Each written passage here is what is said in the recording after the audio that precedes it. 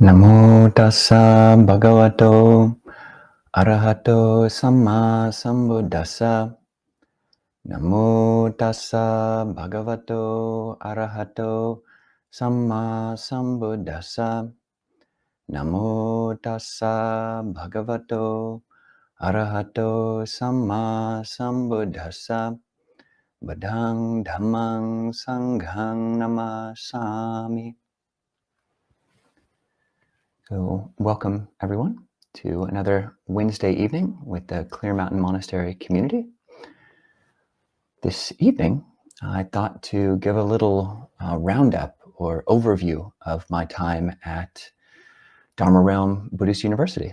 So some people will know, if you've been following this channel for a while, that you can't really tell where I am. I usually actually don't have the Guanyin Bodhisattva in the background here, but you certainly can't tell from anything behind that where I'm actually at. But I've been living at or near the city of 10,000 Buddhas, attending Dharma Realm Buddhist University for the last 4 years. And it is a Chinese Mahayana university.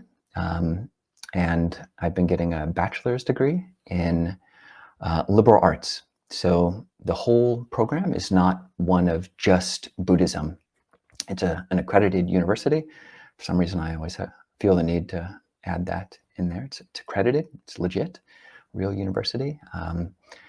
And Buddhism as a class, or Buddhist classics, are only one part of the curriculum, but for me are really at the heart of the program, along with the language study. So at the beginning of this program, you choose either Sanskrit or Chinese, classical Chinese, and you stick with that as a thread through your whole educational experience. And for myself, I chose Sanskrit, which is very close to Pali and certainly has improved my Pali and given me a basis in understanding Sanskrit. So for which I'm really grateful. But what this video is going to be about is how my understanding of Buddhism, of the path, of really the heart of a practice life, how that has shifted and changed over the course of these 4 years.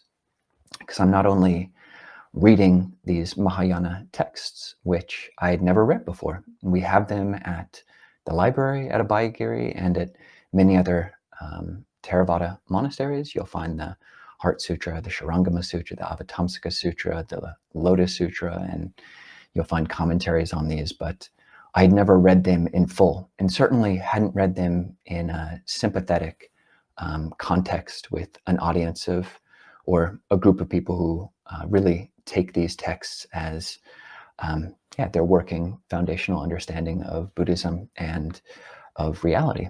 So it's been a unique and really good experience overall. I was meeting with a friend this morning and told him that I'd be talking about doing an overview of my 4 years at the Mahayana University. And he got this kind of mischievous look on his face and says, "Oh, all right, expose." Just wondering if I'm going to expose all the secrets of Mahayana tonight and tell all my Theravada friends about all the dirty secrets, like a Hollywood expose or insider edition type thing. But no, it's not going to be that because really I've learned a lot and have had perspectives opened in certain ways. And it's also not going to be a full apologetics for Mahayana Buddhism. There are many things, as I'll discuss, that I don't understand, certainly about the texts and about the practice, the deeper levels. But I am sympathetic to a lot. And this is not a reveal that I've somehow become a Chinese Mahayana Buddhist on the inside and I'm just keeping these brown forest monk robes on the outside. But I thought to share my experience because it is unique. I'm a forest monk, so going to university or even doing a lot of reading is not really on the docket. That's not what a forest monk does. We put the books behind. There's an often quoted Ajahn quote, which says, you need to put the books away and just read your own heart. And I'd heard that repeated again and again at different monasteries, and it points to something beautiful. If one can do that and really understand the heart and not need any kind of intellectual or academic stimulation, then all the more power to such a person, such a practitioner. But for myself, one thing I've learned in these 4 years is that, at least my conditions as they are now, I get a lot out of study. I get a lot out of hearing other people's perspectives on texts. Invariably, I always get more out of hearing other people's perspectives on a text, certainly texts that I don't understand, like many of these Mahayana ones that I've been studying, than I do when I'm just reading a book by myself.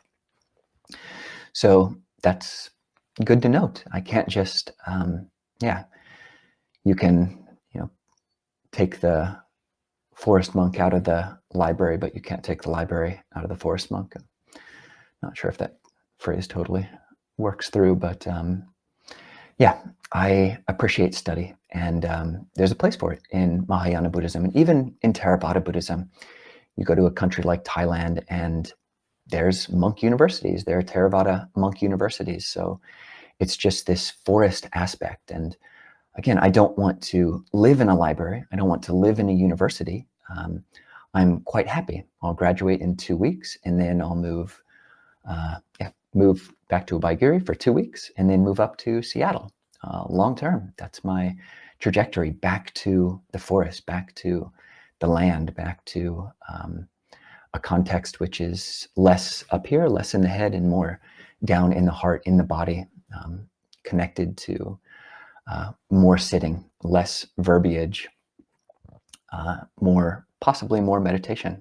But that said, I certainly haven't, I've been meditating at least as much since I've been at university than I was when I was at a forest monastery. So this is a little bit of a unique case, and also just a Theravada monk coming into a Mahayana context.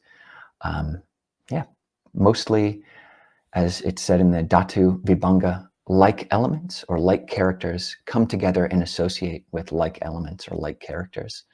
So usually Theravadins stick with Theravadins, and Mahayanas stick with Mahayanas. Chinese practitioners usually stick with Chinese practitioners, Thais with Thais. And of course, that's not exclusive, but it's a general, something which is observable. So a little bit of a unique thing, but I thought tonight to basically discuss my experience with a framework of 4 years, as in 4 years of my bachelor's degree, in 4 lessons over 4 years. And beneath that, you'll see a Theravada forest monk walks into a Mahayana university. So that's could be the beginning of a joke. And if it is, then this talk is the punchline.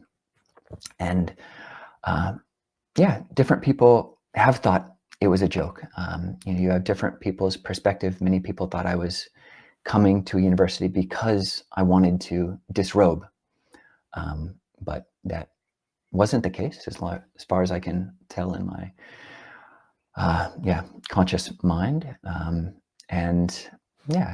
Some people thought it was just a silly way to spend one's time, but I've put it to some use, and we'll see. You can be the judge of that, and I'll know my own experience. So the first lesson I'd like to talk about, which is a bit of a basis for the other lessons I'll be talking about, which are, broadly speaking, insights or spheres of insight, which, although they have kernels in the Theravada tradition or the Pali Canon, are really flushed out and fleshed out in the Mahayana exposition. So the first principle is returning to true suchness. This is a phrase which comes up in the awakening of faith in the Mahayana tradition. It's a sutra, which is traditionally attributed to Ashvaghosha in the 2nd century. And that's the phrasing here. And there's other phraseology which just perhaps occurs in the Pali Canon, like this word suchness. You could say that that's a translation, well, it's an English translation of a Chinese word, which purports to be a translation of a Sanskrit word, although there's no Sanskrit version of the Awakening of Faith in the Mahayana sutras that's been found. Yeah, comes from Sanskrit, which is related to Pali of tatata, or yeah, that which is suchness, or other translations are thusness. It's just a vocabulary way of speaking about things, which later Mahayana tradition expanded. You see in the Chan school, or the Zen school of Japan, of turning the light around. So you do see this. My understanding of this concept is basically the third foundation of mindfulness. And again, these terms are vague. They're defined differently in different Mahayana commentarial texts. Different commentators in different Mahayana countries and scholars in Western countries have different interpretations of these, but my understanding of this concept is similar to mind knowing mind. So that third Satipatthana featured in the Mahasatipatthana Sutta of the Pali Canon, which says, one knows the mind in the mind, or in and of the mind, ardent, alert, and mindful, putting aside greed and distress with reference to the world. And the Pali version of it is just almost that succinct. It's just a paragraph in that sutta. And there's a bit more elaboration. So how does one practice knowing the mind as mind? One knows a mind of greed as a mind of greed, a mind of hatred as a mind of hatred, a mind of delusion as a mind of delusion, a mind free of greed as free of greed, a mind free of anger and delusion as free of anger and delusion. Liberated mind is liberated, and unliberated mind is unliberated, etc. And this phrasing of true suchness, it has a risk to it, which I've worried about before, and I think does have some danger of it, of reification. It's possible when you foreground and emphasize this positive language of speaking about awareness, that you make it into a self. And it's very fundamental in the Pali Canon and many places in the Mahayana Canon, that this truth of anatta, or not self. But, and you do find in Mahayana Sutras actually talk about true self.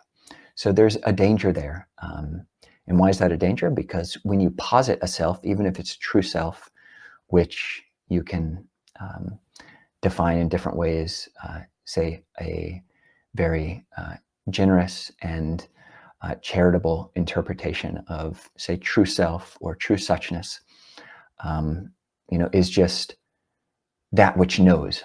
So this is a way of speaking in the Thai vernacular. So the puru being that which knows.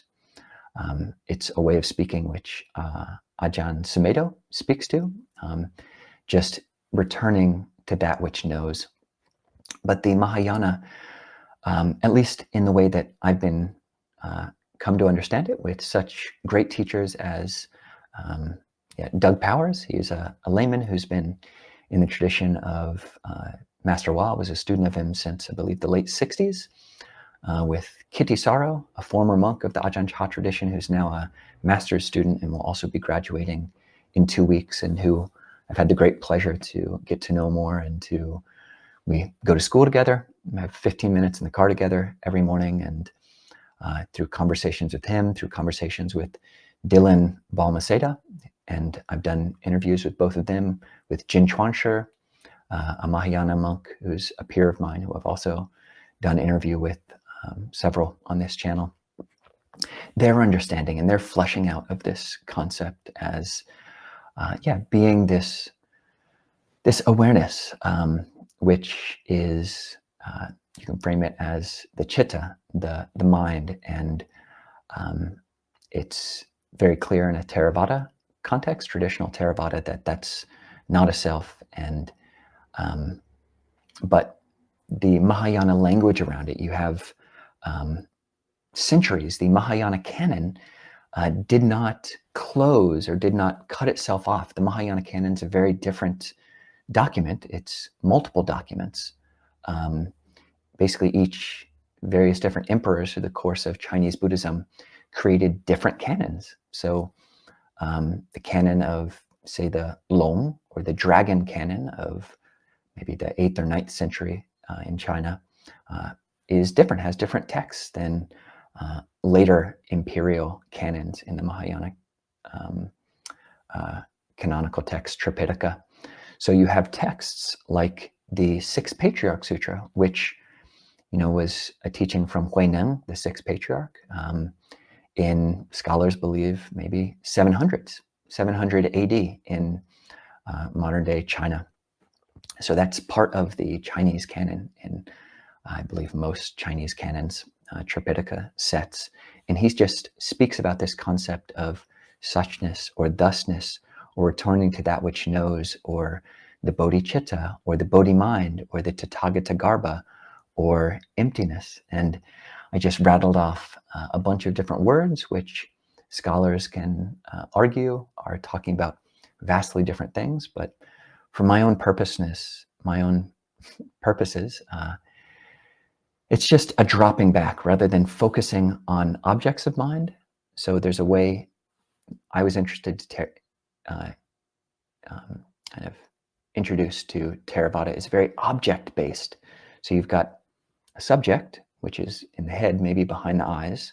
It's not really looked at much, but looking down at the nose, at the breath, in and out, at the tip of the nose, kind of behind the eyes, looking down, or visualizing a skeleton for death meditation, or reciting a mantra, which is maybe in the ears or out there somewhere, or very object-based practice, or the body, looking down at the body.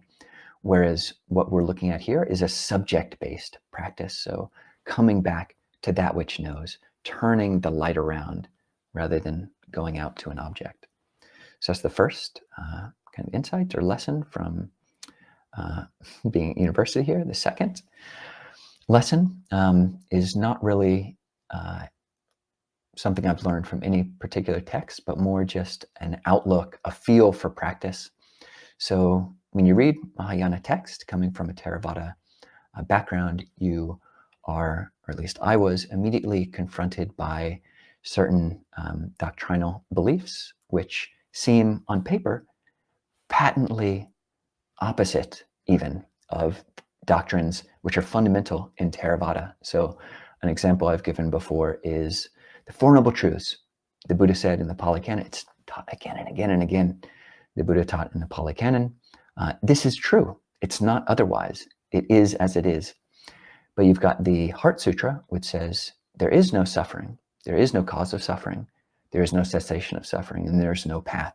Basically, there is no Four Noble Truths. So reading that in my first year at university, it was just painful, just painful. I love the Four Noble Truths. I love my Theravada view. And it's really possible. It's the norm in a Theravada monastery. Just everybody who is kind of allowed to stay long-term either is overt and outspoken with their Theravada right view, or they just, maybe they have some other views on things, but they just don't speak about them. So it's possible to just not have one's views challenged when you're living in a homogenous group, but coming to the university, everybody else has a different view. Non-duality. So this ties back into that first, true suchness, emptiness. That which is oftentimes framed as a non-dual perspective. Whereas, the Four Noble Truths are very dualistic. You've got wholesome, that's the path, the fourth noble truth, and you're supposed to cultivate it. And you've got the unwholesome, the akusala, that's the second noble truth, and you're supposed to abandon it. Whereas the Heart Sutra just obliterates that in a certain way. Or the Lotus Sutra, which very radically says, actually, the enlightenment of the Buddha in the parinirvana of the Buddha purports in that sutra, says, actually, it was just a show. I've been basically enlightened for eons and eons and eons, and I just went through this show to inspire people who could be inspired by such a thing.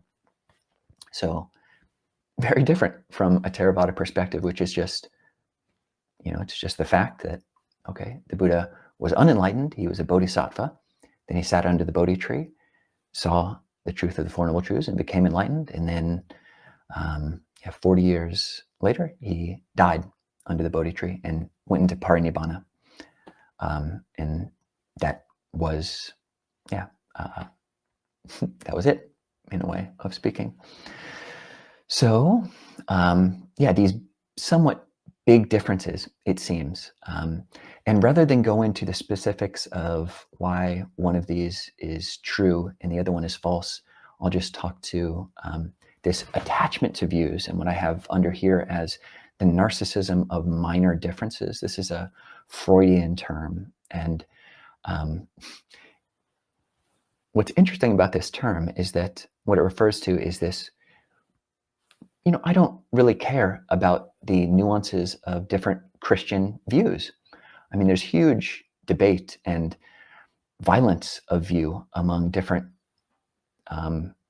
Protestant sects, and Catholicism to Protestantism, depending on who you ask. And for someone who's a Buddhist, it's just, they are so far away, the Christian view, that, okay, you believe in transubstantiation, the blood, the wine actually turns to blood, or it doesn't. It's no big deal to me. Whereas, this thing about, questions about doctrine in Buddhism, for me, it takes on hyper importance. But one might say, and this is always the case with this perspective of narcissism of, quote, minor differences, that it actually doesn't feel minor. I mean, Kovilo, are you tripping? That's a major difference, that there is no Four Noble Truths. But what's problematic here is the narcissism. It's the attachment to views, and that's pain. And the Buddha points to it. He actually labels it as, some people might have a certain view and they hold to it, saying only this is true and everything else is false. The Buddha talks about this as attachment to views, or a fetter of views, a sangyojana, a ditthi sangyojana, a ditthi oga, a flood of views, a ditthasava, a asava, or a taint, or an outflow, an inflow, an influx, a intoxication of views. And that's what it feels like when you can't let something go. So whether, and being able to hold both of those things, I still love the Theravada perspective more. I love it more. I love the clarity of coherency, the clarity of specificity, the clarity of rationality, which you find in the Pali Canon. But when it becomes a conceit of coherency, a conceit of consistency, a conceit of rationality, that anything that's outside of this coherency, this consistency, this rationality, which honestly a lot of Mahayana texts seem to be, from my perspective, when I hold on to that and make a problem out of it, then that's my own problem. I mean, the Buddha wouldn't have made a problem out of it. Somebody comes up, if the Buddha didn't teach the Heart Sutra, which I think most scholars do agree that that's kind of I don't believe the Heart Sutra is in the Chinese Buddhist canon. It's kind of a summary, which has been put together. But at any rate, that view, if someone came up to the Buddha and said, there is no suffering, there's no cause, there's no cessation, there's no path, he wouldn't make a problem out of it. And neither do you, and neither do I. I can still hold to that because I find that framework largely more helpful. But there's a limit to that. And I come face to face with it when someone else says something contrary. So how to not make a problem out of views. It's been a good learning experience. The next field of insight is Guanyin Bodhisattva. So I might, in the coming weeks, give talks or give some reflections on each one of these lessons. Almost certainly give one on practice of Guanyin recitation. So being here at the university, probably the most impactful aspect of the university experience for me has been what are called CEIs, or contemplative exercise immersions, which are basically meditation retreats. And for a week in the middle of the semester, stop all classes and basically just, 1 year, one semester, we had a Chan session. So we're sitting meditation, focusing on either a koan or just looking for that which is looking for the knower. Or another year, we had a semester, we had a Guanyin recitation. So we're reciting Guanyin's name. And this is something which is traditionally not done in Theravada monasteries, because Guanyin isn't really, or even Avalokiteshvara isn't mentioned in the Pali Canon.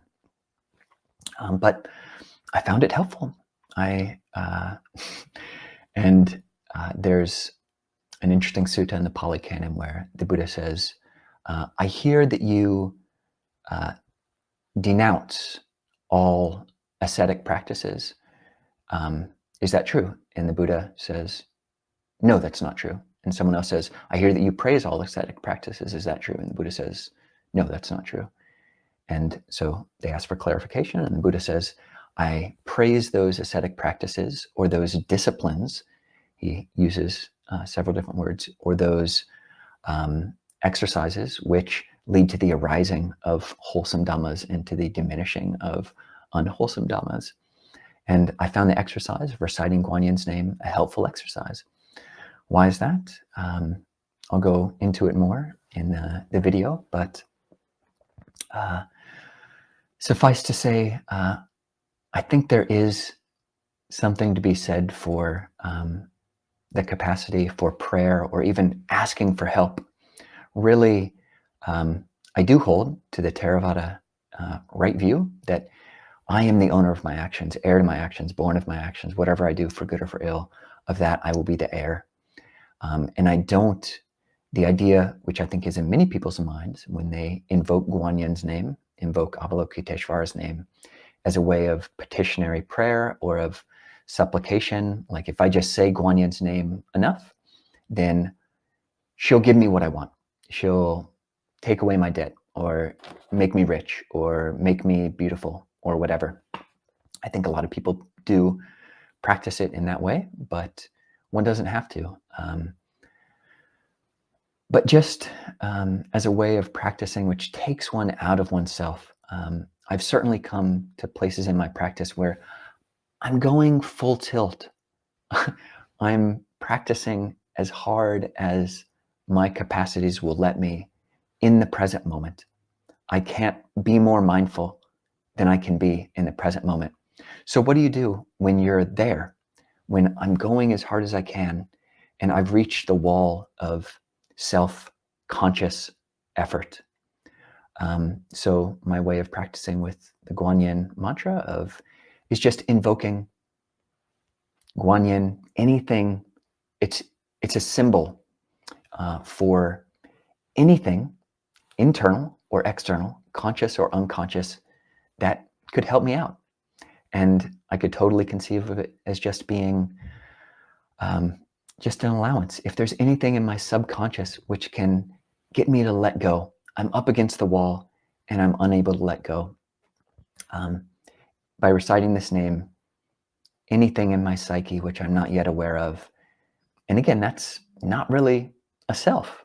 I've gone as far as my Kovilo effort can take me at times in the present moment, given my conditions.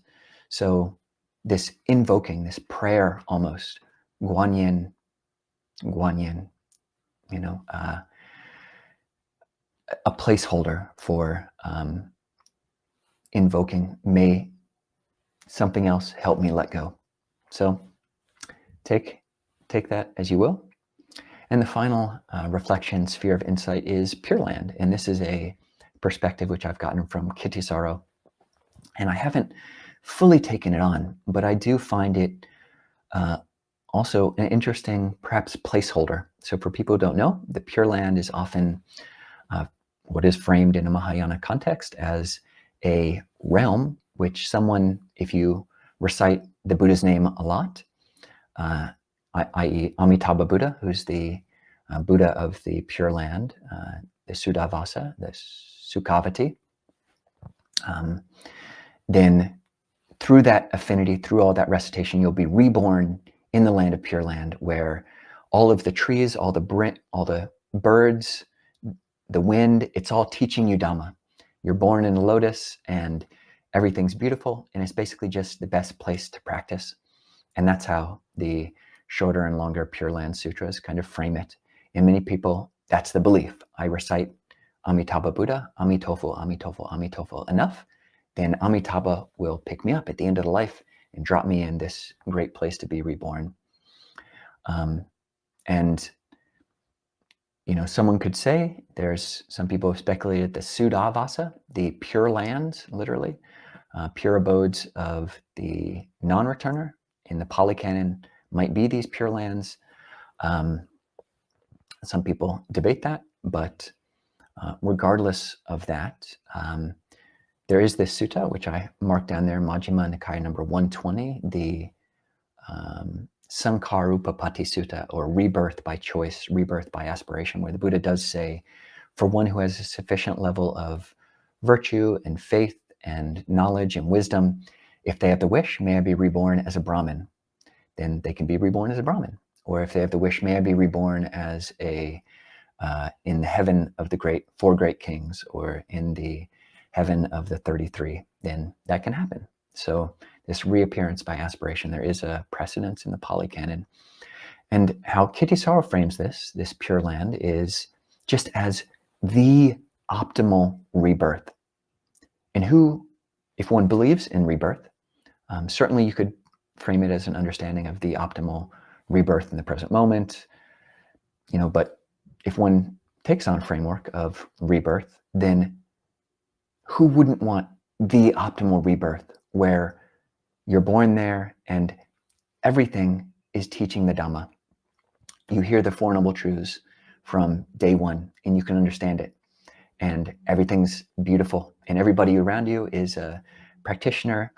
You have great Dhamma conversations and everything's gold. I don't know, that doesn't sound so appealing to me, but it would probably be pretty. There's lapis lazuli, there's all sorts of treasures, but again, less exciting for me. But a place or a rebirth, a becoming where it's the best place for being reborn, and just taking this idea of the Pure Land as the symbol for that, I think is quite beautiful. So those are my 4 years and 4 lessons. So the emphasis on true suchness or thusness or being or emptiness, or a non-dual appreciation of subjective awareness.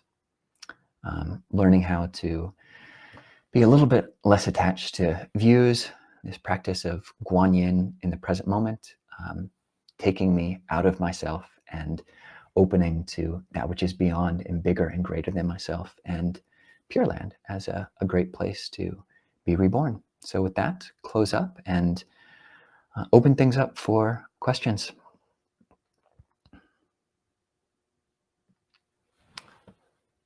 Okay. What Mahayana meditation practices have you incorporated into your practice, if any? So I do recite, often a lot these days, somewhat of a Mahayana Theravada hybrid mantra. So again, I part of my psyche doesn't want to fully take on Mahayana practices. So the mantra in a Guanyin retreat is Guanyin Pusa, which Pusa means Bodhisattva. So homage to Guanyin Bodhisattva. So my mantra is Guanyin Budo, Budo being just awareness, and that being the Thai forest tradition, awareness of that which knows. So Guanyin is an opening energy, it's a listening energy, and this Budo is a knowing, or giving this intentionality to, so listening and speaking opening, letting go, and being. So Guanyin Budo. And just mantra practice, there's great, the vigor with which you'll see people practice a City of 10,000 Buddhas is extremely impressive. I've seen this from before I ordained. I visited City of 10,000 Buddhas for a couple months, and yeah, you've got grandmas in their 70s, 80s who are just reciting Amitabha all day, every day in the Buddha Hall. It's impressive. And some of the tunes, again, people might not feel comfortable if you've taken on the 8 precepts of not singing to recite a Mahayana kind of melody of Guanyin Bu, Guanyin Pu Sa, Guanyin Pu Sa, Guanyin Pu Sa. So I don't know how many notes that is, but it's more than the 3 of classical Theravada Yo So. But yeah, when I recite it internally, that melody is helpful. It makes me want to do it more. So I like it. And I'm not out there other than just now. Please forgive me. That was an example. I'm not singing it out. I'm not making, YouTube songs with me playing the drums and whatever, singing Mahayana songs. But internally, I do find that a great support for mindfulness. This is Ajahn Nisabo here. He says, great that we'll have you up here for long term, finally. Ajahn Nisabo, thank you so much. Great, brother. Yes, interdisciplinary study is life and diversity. Yeah, it's a great point. Yeah, everyone, even if you're a monk, you have to leave the monastery. The Buddha, yeah, we have to go for alms every day, and we'll meet with association with the disliked at times, and separation from the liked, from that which is comfortable, that which is familiar, that which is I'm comfortable with, the rational, the coherent, the consistent Theravada. And I sometimes don't like the sometimes irrational, sometimes inconsistent, sometimes incoherent Mahayana, as I understand it. But yeah, diversity of perspective, being able to not make a problem out of that is a good skill.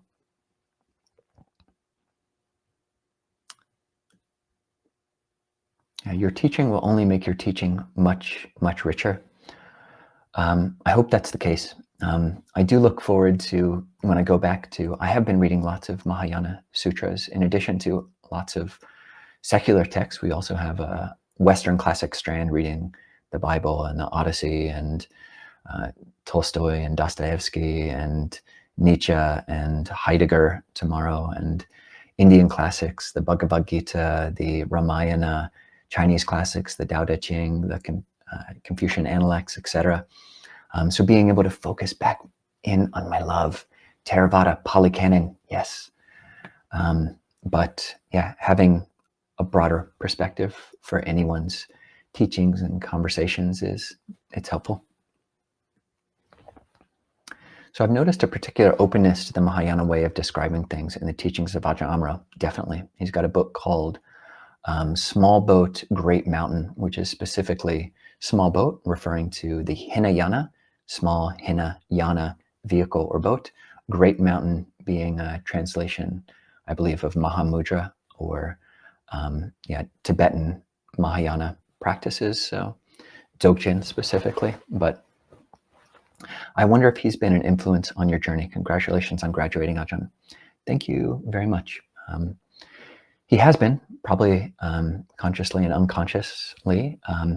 So really, City of 10,000 Buddhas in General Master Hua offered the land for Abhayagiri in the early 90s to Ajahn Sumedho.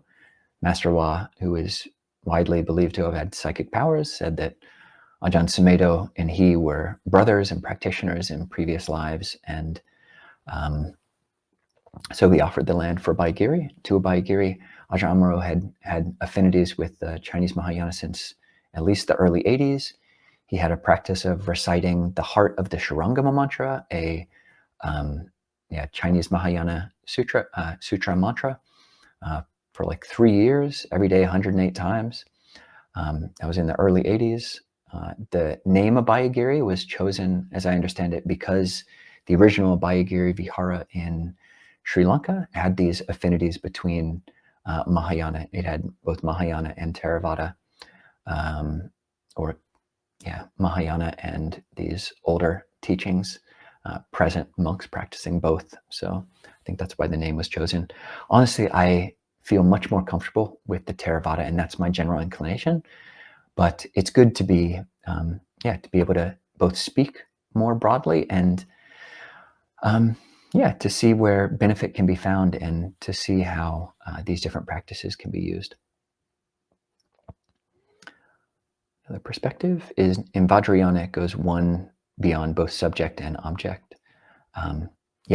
To maybe both subject and object. And one can make a case that the Satipatthana Sutta, when it talks about, in each of the refrain of the Satipatthana Sutta, when I mentioned before, one knows mind is mind, ardent, alert, and mindful, putting aside greed and distress with reference to the world. One does this aware internally and externally, and both internally and externally, or just to the extent of knowing there is mind for the purpose of letting go. So I think that the final words in that refrain, one could say is a great kernel for, and perhaps pointing to the same thing which Vajrayana is pointing to there. Subject to the internal, the object, the external, both internal and external. And again, if you don't like my interpretations, no worries, no problem. See how that feels. And if you can hold it in a way which isn't problematic for yourself, and it's not painful. I really honestly felt the dissonance of my understanding of these teachings, the dissonance of my attachment to these seemingly different views. It was painful. It was painful in my face, painful in my body. So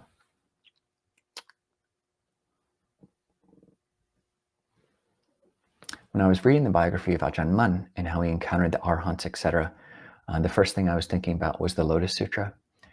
Yeah, it's a good point. People should go back to Ajahn Mun. It is part of the curriculum at DRBU. He has these visions of not just Arhants, but Buddhas and I believe Bodhisattvas.